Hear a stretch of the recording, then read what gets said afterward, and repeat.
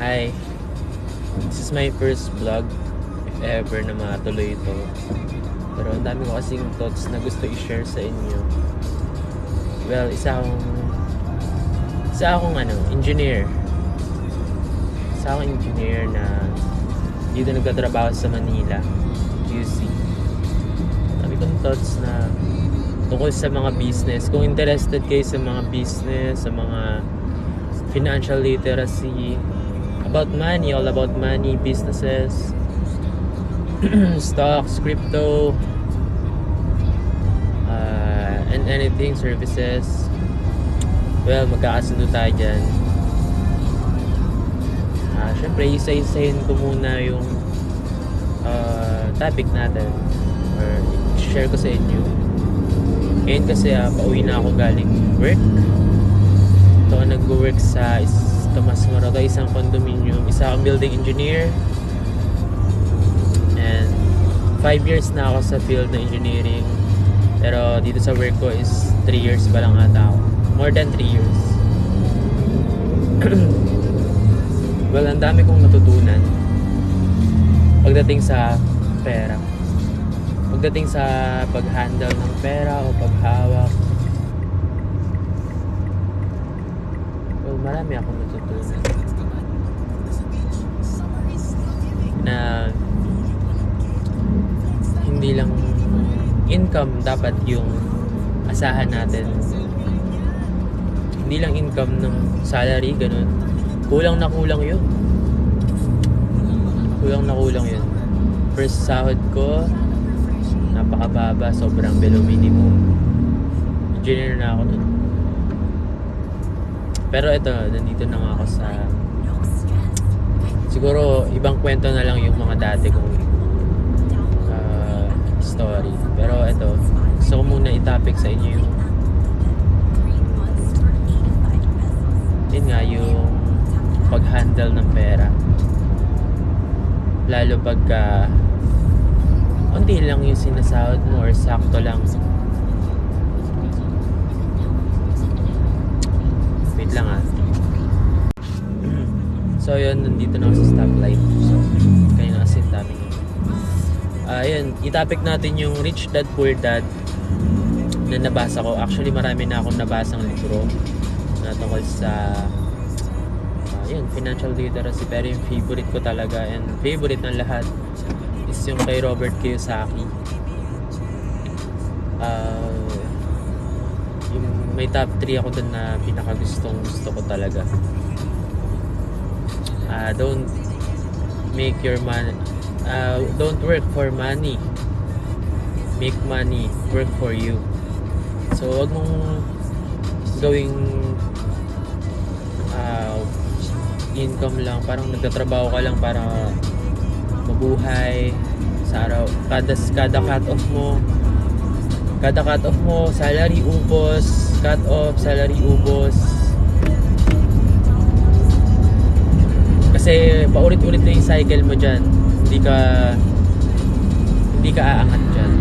So matidrain ka lang, may exhaust ka lang. So don't make your time sa isang income lang. Make money work for you. So doon pa lang sa sinabi ni Robert Kiyosaki, mag-isip ka ng mga bagay na pwede mong pagkakitaan, na pwedeng magbigay pa ng ibang income sa'yo. Hindi dapat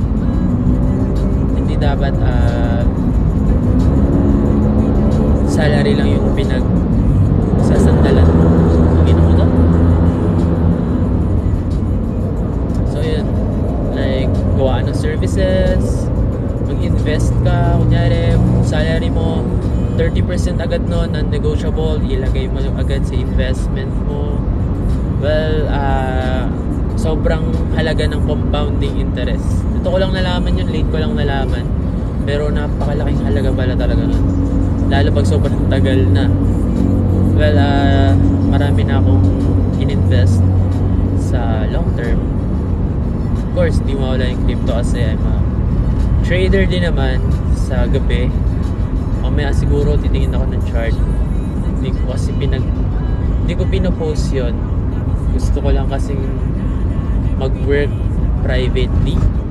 And ayokong ipangalandakan sa iba na nagtitrade ako. Siguro pagka sobrang ganda na ng ng status ko sa pagtitrade, or ganda na ng growth ko, or doon na lang talaga ako umaasa, ganun. Siguro mag-share na lang siguro ako ng mga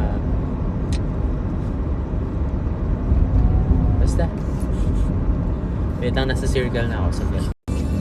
So ayun, nandito na ako sa Commonwealth Avenue. Siguro mga ilang minuto pa bago ako makarating dun sa bahay namin. Pero yun nga, balik tayo kay Robert Kiyosaki. So tapos na tayo dun sa don't work for money, make money work for you. Tapos na tayo dun, gawa ka ng system na magbibigay sa'yo ng income. Hindi lang, huwag kang dumepende sa isang income lang. Matidrain ka nun, may excess ka nun. And then pag nawala yung work mo, pag nawala yung income mo, then wala nang pagkukuhanan, diba? So yan, gawa ka ng tapos ito na yung isa sa favorite ko, don't buy liabilities, no? Just asset lang muna, asset ka lang ng asset.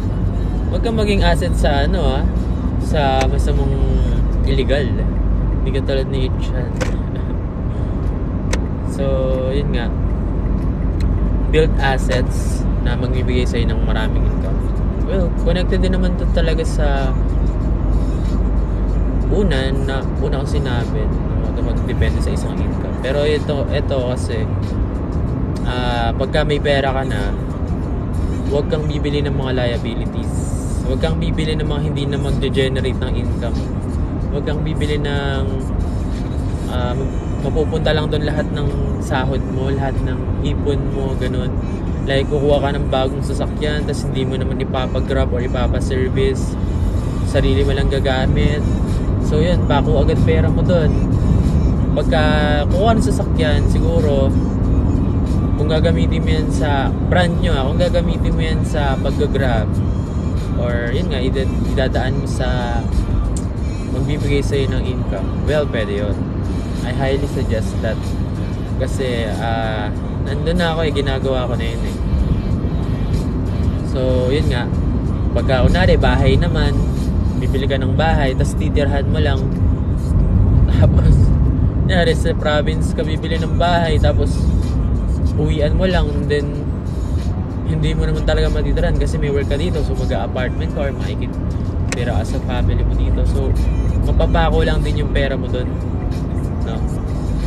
Unless kuha ka ng isang paupahan or bahay or condo, then gagawin mong rentals, diba?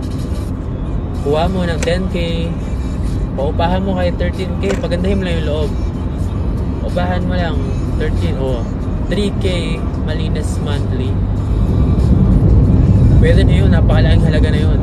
Kasi isang apartment pa lang yun or isang rental space pa lang yun.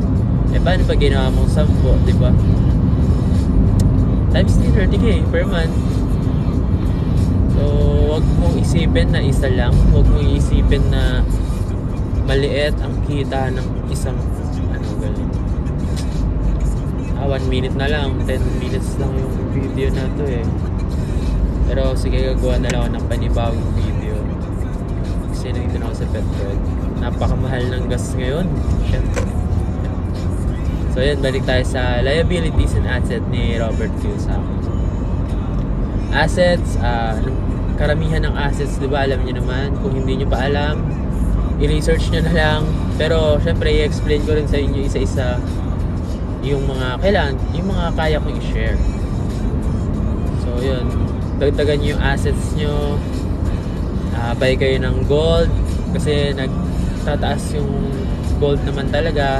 Pero ngayon market crash sila kasi nga may gera dun sa Middle East, so wala ng impact nun sa market. So pati mga Bitcoin sa stable lang din naman.